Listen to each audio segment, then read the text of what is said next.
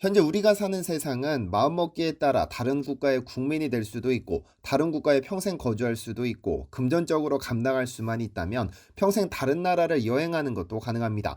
이렇게 자유로운 세상이기는 하지만 국가라는 개념은 사라지지 않습니다. 심지어 그 나라에 거주하는 거주자의 대부분이 외국인이라고 하더라도 그 국가의 이름이 바뀌지는 않고 그 국가의 존재가 바뀌는 것도 아닙니다.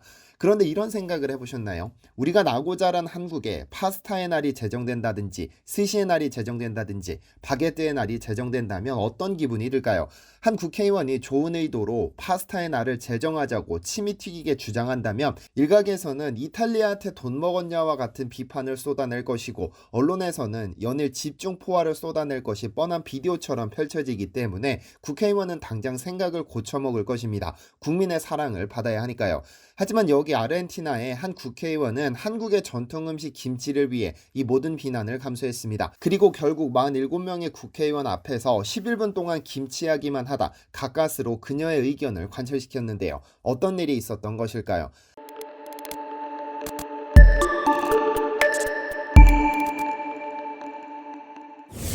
안녕하세요. 디스멘터리입니다. 전 세계가 코로나에서 벗어나기 위해 생존의 몸부림을 치던 지난 10월 느닷없이 지구 반대편 아르헨티나에서는 김치라는 단어가 인터넷을 급속도로 장악하기 시작합니다. 당시 아르헨티나 상원에서 한 의원이 코로나 방역지원금이라든지 코로나 손실보상금과 같은 피해 구제를 위한 연설이 아니라 오로지 11월 22일을 김치의 날로 제정해야 한다면서 11분간 주구장창 김치에 대한 이야기만 늘어났기 때문입니다. 참 의아하게도 당시 47명의 모든 아르헨티나 상원의원은 홀린 듯이 이 결의안을 만장일치로 통과시켰습니다. 이제 하원 표결과 대통령 서명 등을 거치면 아르헨티나에서는 매년 11월 22일을 김치를 기념하는 날이 될 예정인데요. 이 제정안을 주도적으로 추진한 인물은 마그달레나 솔라리 킨타나 상원의원입니다. 아르헨티나 상원 유튜브는 지난 10월 7일 그녀가 11분간 오로지 김치로 채운 특별 세션을 공개했는데 조곤조곤한 목소리로 의원들 앞에서 발언하는 그녀는 침착했습니다. 스페인어를 하지 못하는 제가 이해할 수는 없었지만 아르헨티나 언론이 보도한 자료에 따르면 그녀는 11분간 왜 김치의 날을 제정해야 하는가에 대해 이야기했습니다. 사실 김치, 즉 김장담그기 문화는 유네스코가 인정하는 인류 무형문화유산입니다. 지난 2013년 12월 아제르바이잔에서 열린 제8차 유네스코 무형유산보호 정부간위원회에서는 김장, 한국의 김치를 담그고 나누는 문화를 유네스코 인류 무형유산으로 등재했죠. 이날 그녀는 김치는 한국 문화와 국가 정체성과도 관련이 있는 보물과도 같은 음식이다. 내년 2020년은 한국과 아르헨티나의 수교 60주년을 맞이하는데 김치의 날을 제정하는 것은 한국 이민자들의 문화적, 사회적 기여를 기리고 한국과의 우호를 증진시키기 위한 것이라고 그 배경을 설명했습니다. 그리고 개인적으로도 집 냉장고에는 항상 3kg가량의 김치를 넣어두고 매일같이 먹는다고 밝힌 그녀는 이후 김치의 효능, 김치 담그는 법, 김장 문화를 설명하면서 시간을 할애했죠. 그런데 그녀의 발언으로 매년 11월 22일을 김치의 날로 제정하는 스타트를 끊었지만 그녀는 어마어마한 비난을 감수해야 했습니다. 언급했듯이 당시는 전 세계가 코로나를 종식시키기 위해 온갖 노력을 쏟아붓는 중이었는데 가장 시급한 문제를 제쳐두고 굳이 한국의 전통 음식을 기리는 날을 꼭 제정했어야 했느냐는 것이었죠. 아르헨티나 언론 클라린은 아르헨티나의 사회 경제적인 어려움이 있는 가운데 1년 반 만에 열린 상원 대면 회의에서 한 상원 의원이 11분간 한국 요리인 김치 강의를 했다고 꼬집었고 한 네티즌은 아르헨티나 빈곤율이 40%를 웃도는데 김치 논의에 시간을 할애한 것이 적절하냐고 비판했고 또 다른 네티즌은 김치는 좋아하지만 아르헨티나 인구 절반이 빈곤에 시달리고 있고 실업률은 11%인 상황에서 상원이 김치의 날 법안을 가결한 게 말이 되냐는 등 상당한 비판이 쏟아졌는데요. 실제로 아르헨티나 통계청은 2020년 기준 아르헨티나 빈곤율을 42%라고 지적했는데 이는 2019년 하반기와 비교해 6.5%포인트 늘어난 수치입니다. 이러한 수치는 유엔 산하 중남미 카리브 경제위원회가 집계한 2020년 하반기 기준 중남미 빈곤율 33.7%보다도 월등히 높죠. 특히 14세 이하 어린이의 빈곤율이 57.7%에 이르는 만큼 대책 마련이 시급한 것으로 나타났는데요. 물론 한국이 11월 22일을 김치의 날로 채택한 것과 발맞춰 아르헨티나에서도 이러한 결의안이 통과된 것은 환영할 일이지만 아르헨티나 언론과 네티즌들의 비판도 어느 정도 일리 있다고 보여지기도 합니다. 최근 최근 중국이 동북공정의 일환으로 진행 중인 문화공정은 익히 알고 계실 것이라 생각됩니다. 2002년 중국 공산당의 주도로 시작된 동북변강 역사여 현상 계열 연구공정, 즉 동북공정은 동북변강 지역의 역사 및 현상에 관한 연구 사업입니다.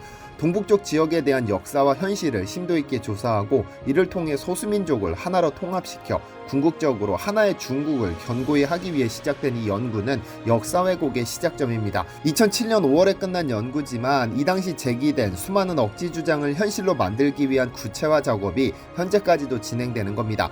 중국 드라마에 버젓이 한복을 등장시키고 자신들이 김치 ISO 표준을 제정했다는 희한한 주장을 하거나 유명 유튜버가 김치를 만들어 먹는 영상을 만들면서 그 태그로 중국 음식을 넣는 등 중국의 계획된 만행은 분노만 불러올 뿐입니다. 이러한 만행이 치밀하게 지속적으로 행해지는 마당에 최근 추자연 배우가 실수로 김치를 파오차이로 표현해 영상을 게재하면서 논란의 중심이 되기도 했습니다. 중국에서 주로 활동하는 만큼 그녀는 지난 22일 중국판 인스타그램으로 불리는 샤오홍슈에 라면과 김치를 함께 먹는 짧은 영상을 업로드했는데 이 영상에서 자막에 김치를 파오차이로 표시했습니다. 그러나 중국의 치밀한 문화공정에 분노한 팬들이 이 부분을 지적하면서 결국 그녀는 영상을 내리고 사과문을 올렸지만 논란은 쉬이 가라앉지 않았습니다. 중국이기 때문입니다. 영어도 스페인어도 아니고 중국어로 실수했기 때문에 문제가 된 겁니다.